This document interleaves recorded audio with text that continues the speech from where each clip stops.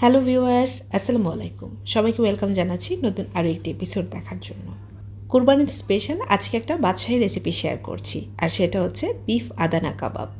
এত সিম্পল মশলা যে এত সুস্বাদু একটা কাবাব তৈরি হতে পারে আপনারা বুঝতেই পারবেন না যতক্ষণ না পর্যন্ত ট্রাই করবেন। চলুন তাহলে কথা না বাড়িয়ে রেসিপিটি শুরু করি।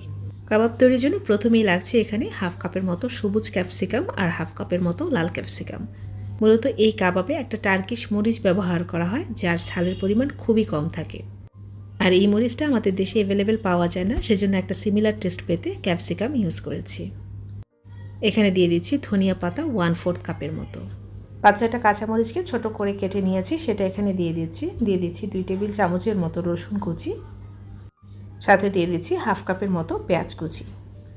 এবার সমস্ত উপকরণগুলোকে একটা ছুরির সাহায্যে একদম মিহি কুচি করে নিতে পারেন।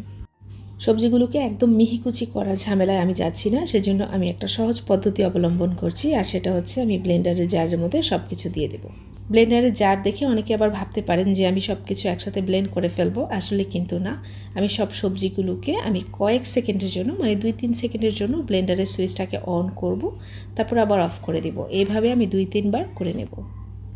কয়েক সেকেন্ডের জন্য এটাকে ব্লেন্ড করে এক সাইডে রেখে দিচ্ছি।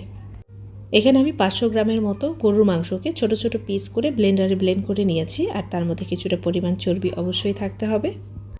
আপনারা চাইলে এখানে বিফ কিমাটাও ইউজ করতে পারেন, তবে চর্বির পরিমাণ কিছুটা হলেও রাখতে হবে। আমি যে সবজিগুলোকে হালকা ব্লেন্ড করে নিয়েছিলাম সেই সবজিগুলোকে একটা স্ট্রেনারের মধ্যে কিছুটা পরিমাণ নিয়ে নিচ্ছি। এবার একটা চামচের সাহায্যে উপর থেকে চেপে চেপে সবজির পানিটা আমি নিংড়ে ফেলে দিচ্ছি। আর অবশ্যই লক্ষ্য রাখতে হবে কোনোভাবে যেন সবজির ভেতরে পানি না থাকে, তা পানি থাকলে কিন্তু কাবাবটা ঠিকমতো তৈরি করা যাবে না। একদম চেপে চেপে আমি এর সমস্ত পানিটা নিংড়ে ফেলে দিচ্ছি। সবগুলো সবজির পানিগুলোকে ছেঁকে এখানে নিয়েছি, আর এর মধ্যে আমি অ্যাড করে দিচ্ছি হাফ চা চামচের মতো আদা বাটা।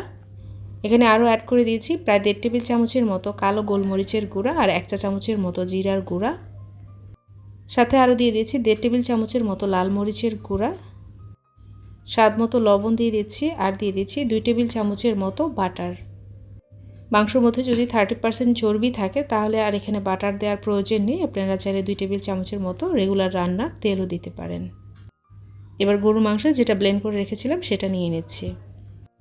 এই মিশ্রণের মধ্যে আপনারা যদি বাটার, তেল বা চর্বি অ্যাড না করেন তাহলে আপনারা যখন এই কাবাবটাকে ভেজে নেবেন তখন কিন্তু কাবাবগুলো খুব সহজে ভেঙে যাবে। কাবাবগুলো যেন ফেটে না যায় বা ভেঙে না যায় সেজন্যই কিন্তু এখানে তেল, চর্বি বা বাটার ইউজ করা। এবার সমস্ত উপকরণ খুব ভালোভাবে একসাথে মেখে নিচ্ছি। আমি আবারও বলে দিচ্ছি, সবজিগুলোকে খুব মিহি করে কুচি করে নিতে হবে, বা আমি যে প্রসেসটা দেখেছি সেই প্রসেসে তৈরি করতে হবে। সবজিগুলো যদি কিছুটা আকৃতিতে বড় থাকে তাহলে কিন্তু এই কাবাবের শেপটা ঠিকমতো দেওয়া যাবে না, আর কাবাবের মিশ্রণে যে আঠালো একটা কনসিস্টেন্সি আছে সেটাও কিন্তু আসবে না। কাবাবের মিশ্রণটা খুব ভালো করে মাখানো হয়ে গেছে, এবার আমি এটাকে 30 মিনিটের জন্য ঢেকে এক সাইডে রেখে দিচ্ছি। এই কাবাবটা সাধারণত ফ্ল্যাট শিকে কাঠকয়লার মধ্যে তৈরি করতে হয়। আমাদের কাছে যেহেতু ফ্ল্যাট শিক বা কাঠকয়লা নেই সেজন্য আমি কিছুটা পরিমাণ ফয়েল পেপার নিয়ে নিই। এবার এই লম্বাটে কাগজের মধ্যে আমি দিয়ে দিচ্ছি 4টা শাঁসলিকের কাঠি। আপনারা এই শাঁসলিকের কাঠিগুলো যে কোনো বড় সুপার শপ বা কোকোরাইজের দোকানে পেয়ে যাবেন। এবার কাঠিগুলোকে ফয়েল পেপার দিয়ে এভাবে মুড়িয়ে নিচ্ছি। শাঁসলিকের কাঠিগুলো যখন এভাবে মোড়ানো হয়ে যাবে তখন এক পাশ থেকে এটাকে আমি একটু মুড়িয়ে দেব, আর একটা কাঁচির সাহায্যে এর মাথাটা একটু ত্রিভুজ আকৃতি করে কেটে দেব। সবগুলো কাঠি আমি এই একই প্রসেসে তৈরি করে নিচ্ছি। কাঠিগুলো দেখতে অনেকটা এরকম হয়েছে। এবার কাবাবের ডো থেকে কিছুটা ডো হাতে নিয়ে শিখের মাঝ বরাবর থেকে এইভাবে চেপে চেপে লাগিয়ে দিচ্ছি। সব কিছু আসলে মুখে বলে বোঝানো যায় না, আপনারা একটু লক্ষ্য করলে বুঝতে পারবেন। প্রথমে আমি এইভাবে কাবাবের কাঠির সাথে চাপ দিয়ে এই মাংসর ডোটা লাগিয়ে নিচ্ছি। মোটামুটি কাঠির সাথে কাবাবটা সেট করে আমি হাতটা ধুয়ে নিচ্ছি, আর হাতটা যদি ভেজা অবস্থায় এইভাবে কাবাবটাকে আবারও শেপ দিয়ে নেওয়া হয় তাহলে কিন্তু খুব সুন্দরভাবে শেপটা দেওয়া যায়, ভেজা হাতে শেপটা খুব সুন্দরভাবে দেওয়া যায়। কাঠির শুরুর দিকে কাবাবের মিশ্রণটাকে চেপে একদম ভালো করে লাগিয়ে নিতে হবে, তারপর আঙুল দিয়ে আমি এইভাবে একটা শেপ করে নিচ্ছি।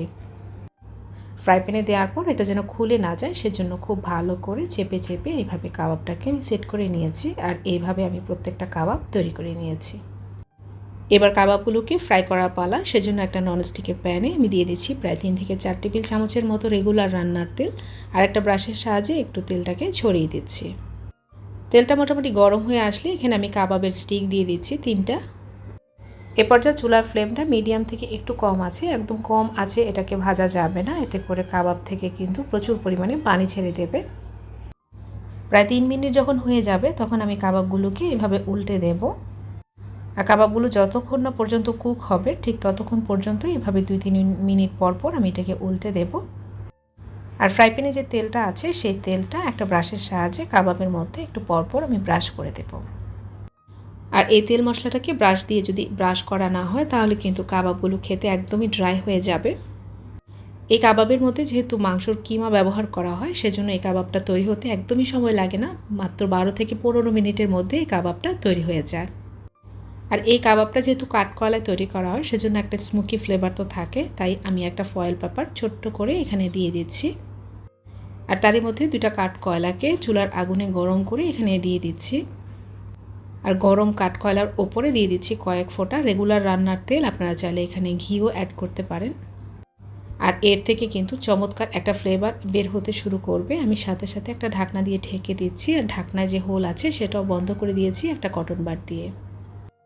এইভাবে ঢাকনা দিয়ে ঢেকে আমি এটাকে প্রায় 5-6 মিনিটের মতো রেখে দিয়েছি। এর থেকে কিন্তু চমৎকার একটা ফ্লেভার এসেছে। আমি একটা শিক থেকে একটা কাবাব বের করে দেখাচ্ছি, আর কাঠিগুলো জাস্ট আলতো হাতে একটু টেনে ধরলেই কিন্তু এটা বের হয়ে আসবে। আর কাবাবের ভেতরটা যে কতটা জুসি হয়েছে সেটাও আমি একটু ভেঙে আপনাদেরকে দেখিয়ে দিচ্ছি। সিম্পল কিছু মশলা যে এত মজার একটা কাবাব তৈরি করা যায়, আপনারা এই ঈদে একবার হলো ট্রাই করে দেখবেন আশা করছি। ভিডিওটি ভালো লাগলে চ্যানেলটাকে সাবস্ক্রাইব করে পাশেই থাকবেন। আবারও দেখা হবে নতুন কোনো রেসিপিতে ইনশাআল্লাহ। আজকের মতো এখানে বিদায় নিচ্ছি। আল্লাহ হাফিজ।